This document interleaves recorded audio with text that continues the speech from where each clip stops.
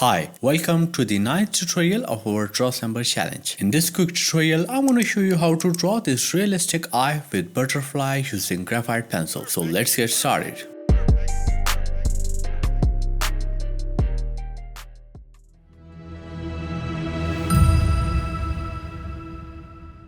These are the art supplies I'm going to use for this drawing, and you can pause the video right here to note them down. I draw the outlines using grid method, and you can find all the references including this outline grid reference on my Patreon profile. Link is in the description. I'm using this masking tape to mask the edges of this drawing. It will help you get a sharp and straight border in the end. So first of all, I'm going to darken the outline of the face to assign a proper shading space for the hair in the background. Then I'm going to get this 2B graphite powder from my homemade graphite powder kit and use it with a medium sized brush to shade this area thoroughly. If you don't have these graphite powders, you can make them at home by watching this video from the cards. You can also use your 3B pencil for this purpose. Then I'm going to use this 8B pencil and darken the shadowed portions in between, just like this. And by the way, the real-time version of this tutorial is available on my Patreon profile. Link is in the description. Now use a knead eraser with a pointy end or any thicker tip eraser like this to add these white faded lines in between the dark shadowed portions. You can also use the pointy end of your ordinary eraser for this purpose. It will work the same. Now moving on to this upper part of the head, and first of all I'm going to darken the outline of the eyebrows so they don't fade away in the blending process. And then use your B pencil to fill this upper portion with a base layer and thoroughly blend it using a dry brush or tissue paper later on. Now use your 3B pencil and darken these shadowed portions below and around the eyebrows.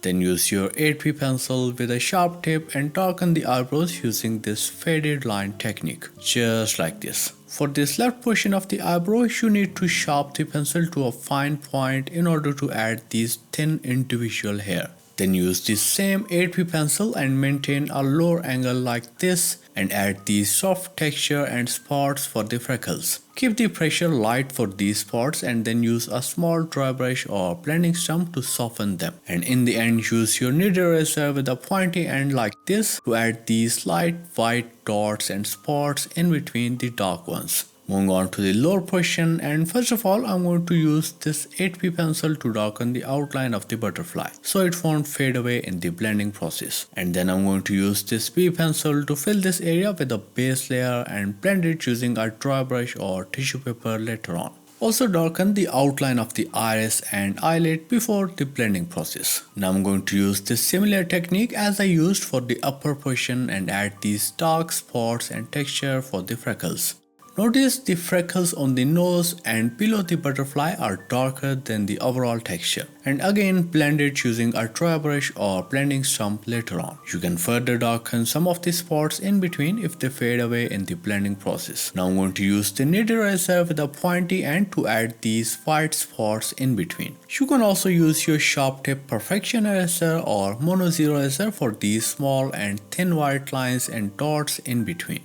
Now moving on to the eye, and first of all I'm going to darken the outline of the iris and fill the inside area with an 8B pencil. Make sure you leave these white shapes or boxes for the highlights or it will be difficult for you to add them later. Now lightly blend this shade inside the iris using a mini dry brush and then use your sharp tip mono zero eraser to add this iris texture around the pupil. Now use your 3B pencil and darken these outlines for the eyelids and also darken these shadowed portions around them and blend them using a dry brush later on. Then use your mono zero eraser or any other sharp tip eraser to add these sharp lines and skin texture on the eyelids. And then use your 8B pencil with a sharp tip and add these eyelashes along the eyelids. Don't add straight or parallel lines for the eyelashes, they will look odd. You need a mixture of small, big, thick and thin curly hair in different directions depending on the area you're working in, just like this. You can also use a lighter grade pencil like B or 2H and add lighter outlines for the eyelashes before filling them with dark lines. And in the end, use your mono zero eraser or any other sharp tip eraser to add these white highlights in between the eyelashes.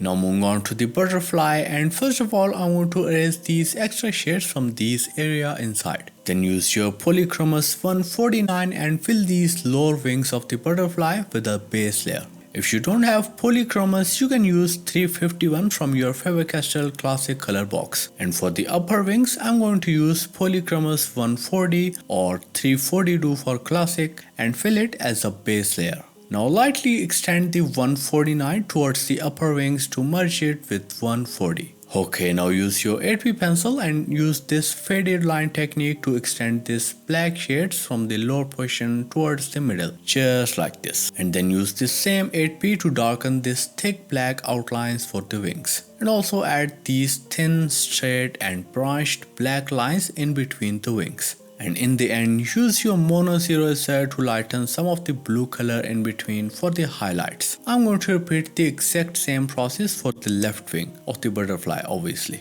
Anyways, I hope you are enjoying our Troslamber series, which is a month-long challenge where I will upload one tutorial every other day. I designed this for absolute beginners so everyone can join me in this fun-filled drawing challenge. So thank you so much for watching and I'll see you on the next one.